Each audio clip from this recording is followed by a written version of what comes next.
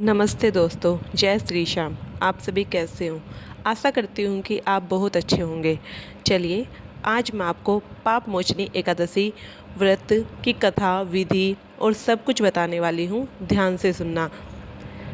नमस्कार दोस्तों, आज हम बात करेंगे संपूर्ण विधि से पाप मोचनी एकादशी का व्रत करने से क्या फल मिलता है।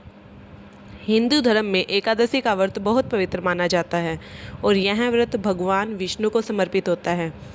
धार्मिक ग्रंथों जैसे भविष्य पुराण में बताया गया है कि जो व्यक्ति पाप मोचनी एकादशी का व्रत पूरी विधि और श्रद्धा से करता है, उसे अनेक प्रकार के सुफल प्राप्त होते हैं।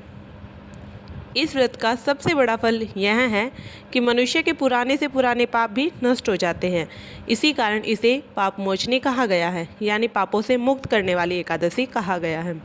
जो भक्त पूरे नियम से व्रत करता है, पूजा करता है और भगवान विष्णु का नाम जपता है, उसका मन शुद्ध और शांत हो जाता है।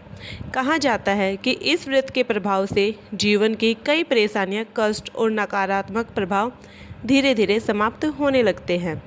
संपूर्ण विधि से व्रत करने पर भगवान विष्णु की कृपा प्राप्त होती है और घर में सुख, समृद्धि, शांति और सकारात्मक ऊर्जा आती है।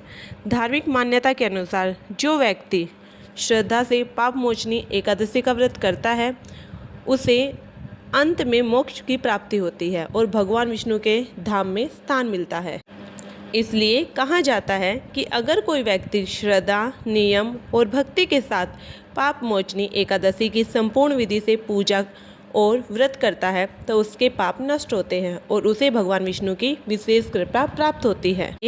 अब मैं आपको पाप मोचनी एकादशी की पवित्र कथा के बारे में बताती हूँ। प्राचीन समय में चित्ररथ वन नाम का एक सुंदर वन था।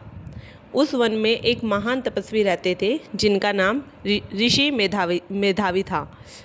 ऋषि मेधावी भगवान विष्णु की कठोर तपस्या कर रहे थे। उनकी तपस्या इतनी शक्तिशाली थी कि देवता भी उनका सम्मान करते थे।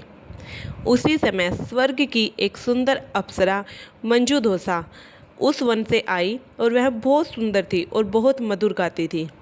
तभी कामदेव ने सोचा कि ऋषि मेधावी की तपस्या भंग कर दी जाए। उन्होंने मंजूदोसा से कहा कि वह अपने रूप और संगीत से ऋषि को मोहित कर दे। मंजूदोसा ने वीणा बजानी शुरू की और मधुर गीत गाने लगी।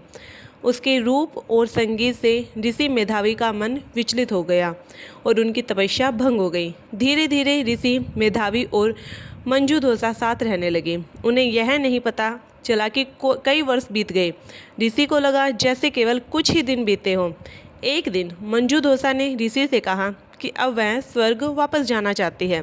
तब ऋषि मेधावी को अपनी गलती पर एहसास हुआ। उन्हें बहुत क्रोध आया और उन्होंने मंजूदोसा को श्राप दे दिया कि वह पिशाचिनी बन जाएगी। श्राप सुनकर मंजूदोसा बहुत दुखी हुई। उसने ऋषि से क्षमा मांगी और विनती की कि उसे इस श्राप से मुक्त होने का उपाय बताया जाए।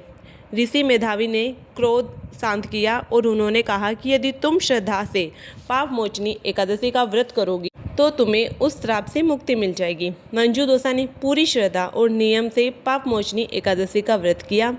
व्रत के प्रभाव से पिशाचिनी का श्राप मुक्त हो गया और वह अपने दिव्य रूप में वापस स्वर्ग चले गई। इसके बाद ऋषि मेधावी ने भी यह व्रत किया और अपने पापों से मुक्ति प्राप्त की।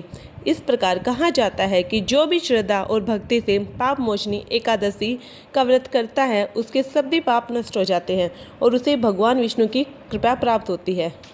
जय श्री हरि, जय श्री श्याम।